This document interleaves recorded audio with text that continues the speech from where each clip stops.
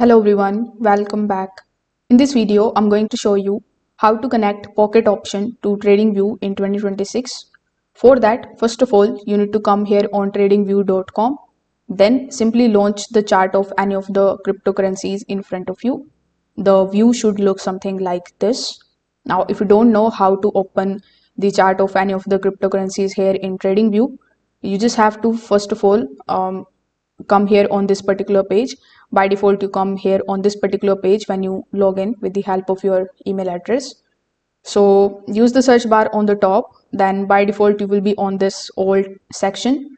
I wanted to click on the option of the crypto section so that it could show you the list of all of the cryptocurrencies, the chart of which you can launch here on TradingView. So you can hover over to any of the charts and then click on the option of launch chart. As you can see, I've opened the chart of Ethereum USD over here. Once you have done that, click on the option of trading panel in the bottom left hand corner of the screen. Now, when you see this type of brokers list in front of you, in order to view the list of all of the brokers here, click on the option of show all brokers. And then when you see this type of list in front of you, simply look for the option of pocket option. You can also use the search bar on the top right hand corner of the screen. Then you can type pocket option. Now, if you are able to find the pocket option icon over here, it is well and good. You just have to click on that, then click on the option of connect. After that, it is going to redirect you on the sign in page of pocket option.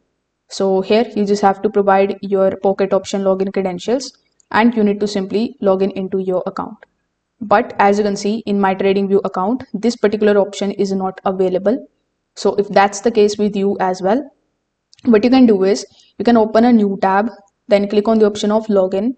Afterwards, you need to provide your pocket option login credentials like your email address and your password, and you need to basically log in into your account.